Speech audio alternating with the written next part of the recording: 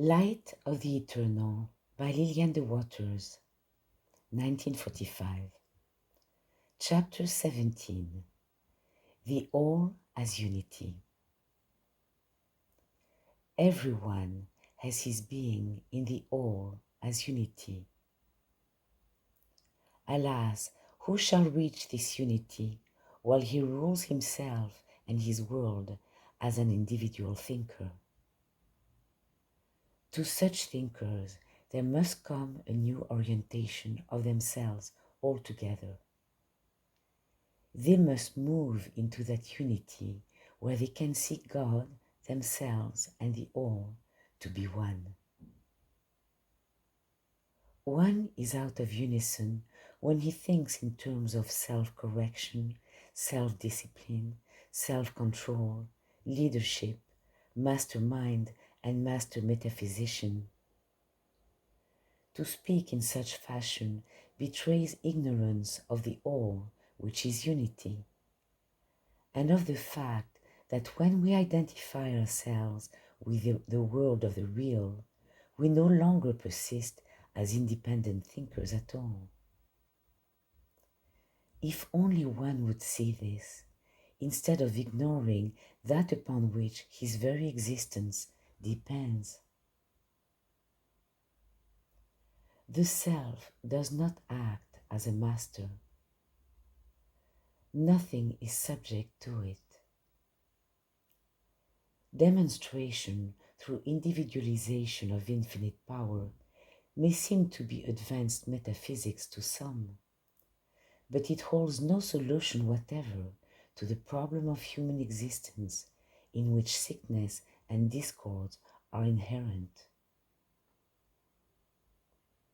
The only salvation for the individual thinker in his state of human existence is the reorientation of himself.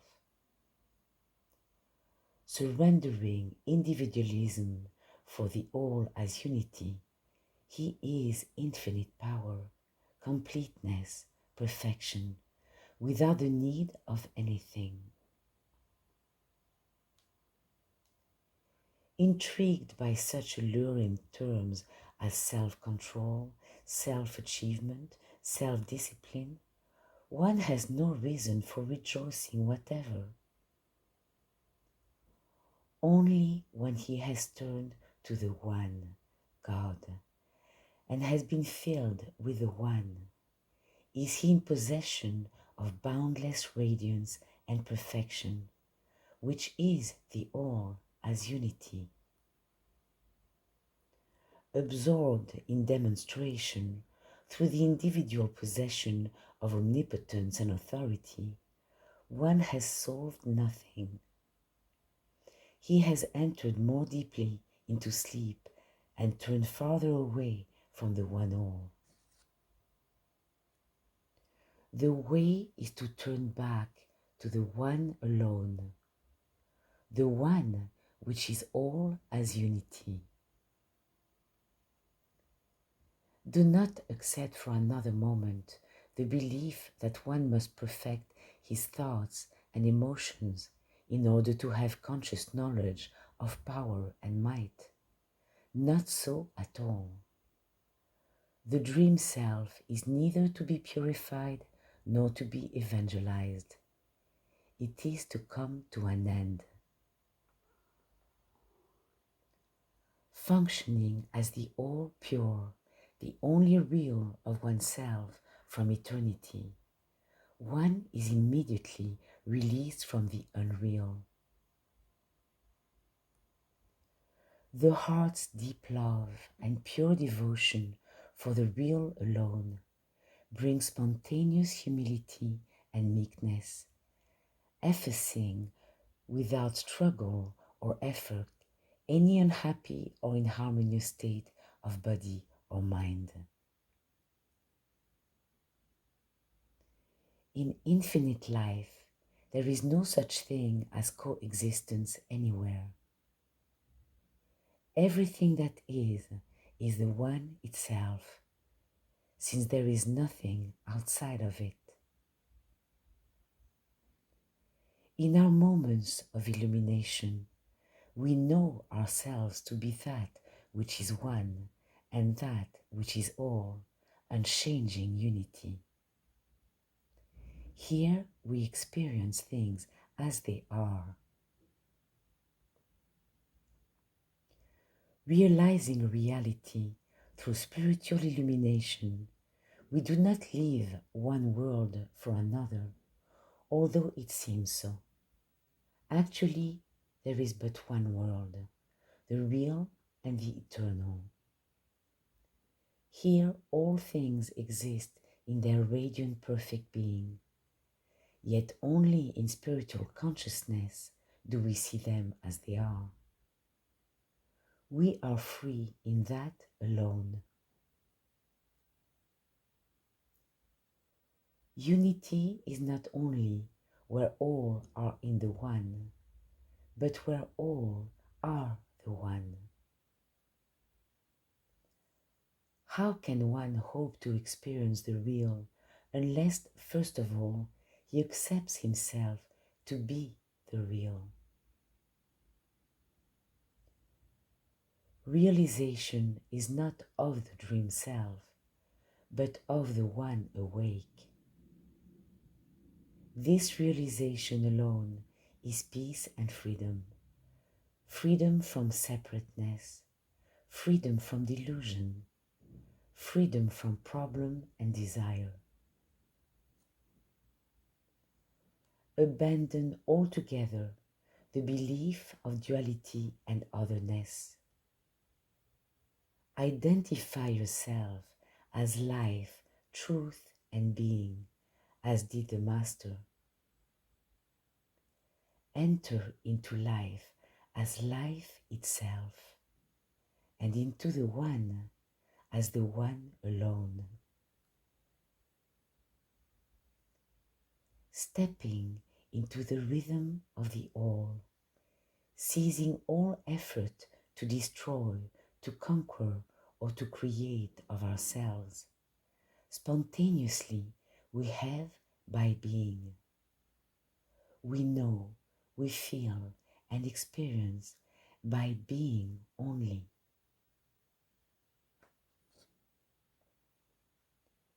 In the essence of Plotinus, a Greek philosopher born in Egypt 204 AD, it contains clear, pertinent essentials for real understanding and knowledge of the all as unity as follows. Quote, "The all transcendent is wholly and truly one. All life belongs to it, life brilliant and perfect. We may know we have had vision when the soul has suddenly taken light. This light is from the Supreme and is the Supreme. This is the true end before the soul, to take that light, to see the Supreme by the Supreme, and not by any other light by which it sees.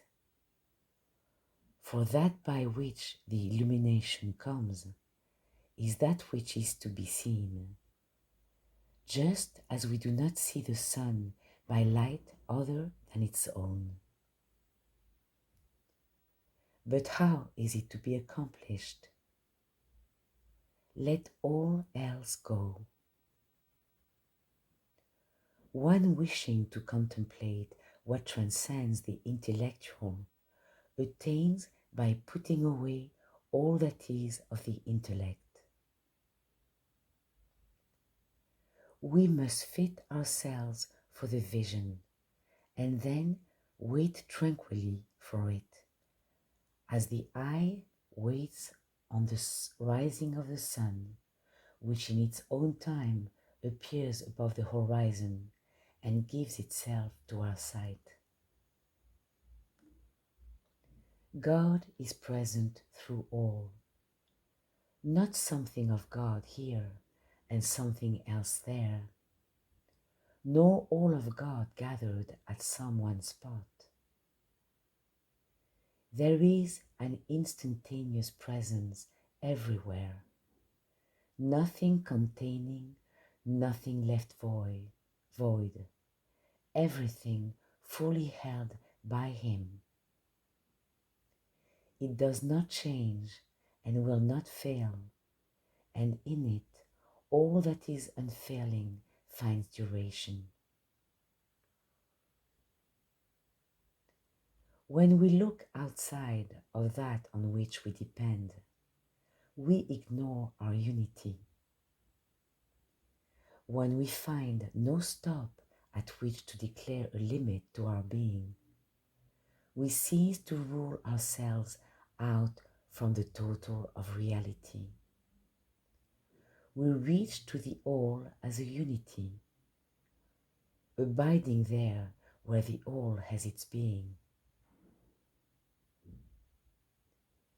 Unity remains then within itself. It is entire for all, and it can be the good to all. Similarly, wisdom is entire to all. It is one thing, not distributed parcel-wise, not fixed to a place. So of the one we shall not take sections, nor you some separate entire, and I another. How is this power present in the universe? As a one life, it is omnipresent, not subject to quantity, but such that though you divide it mentally, forever you still have the same power, infinite to the core. How do you experience it? In that you have entered into the all. No longer content with the part, you cease to think of yourself as under limit. You become the all. By the lessening of the alien in you, you increase. Cast it aside, and there is the all within you. Engaged in the alien, you will not find the all. Not that it has to come to be present with you. It is you that have turned from it. And turn though you may, you have not severed yourself. It is not far off. Still there before it, you have faced to its contrary.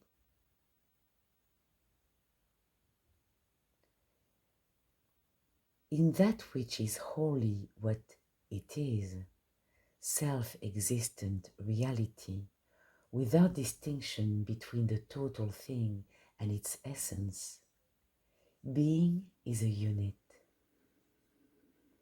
Even self-mastery is absent here. Not that anything else is master over it, but where we speak of self-mastery, there is a certain duality. The Supreme is everywhere and yet nowhere. He is at once that everywhere and everywise. He is not in the everywhere, but is the everywhere. Seeking Him, seek nothing of Him outside. We are in search of unity. From many, we must become one. It must be our care to bring over nothing whatever from sense. With mind pure, with a capital M, we are to see the all pure. The mind, with a small m, takes account of things, thus plunging into multiplicity, it departs from unity. To those desiring to see, we point the path. The seeing must be the very act of him who has made his choice. The Supreme, as containing no otherness, is ever present with us, and we with it when we put otherness away.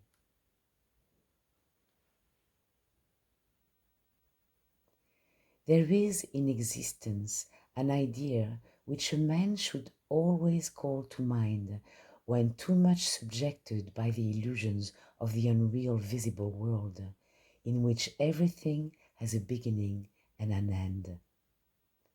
It is the idea of infinity, the fact of infinity.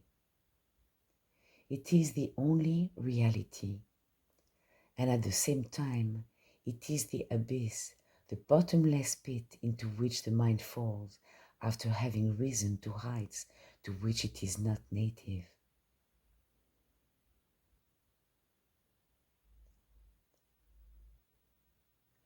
All things there are diaphanous, and nothing is dark and resisting, but everything is apparent to everyone internally and throughout. For light everywhere meets with light. Since everything contains all things in itself, and again sees all things in another, so that all things are everywhere, and all is all. Each thing, likewise, is everything, and the splendor there is infinite. For everything there is great, since even that which is small is great. Motion, likewise, there is pure, for the motion is not confounded by a mover different from it. Permanency also suffers no change of its nature, because it is not mingled with the unstable. And the beautiful there is beautiful, because it does not subsist in beauty as in a subject. Each thing, too, is there established, not as in a foreign land, but the seat of each thing is that which each thing is.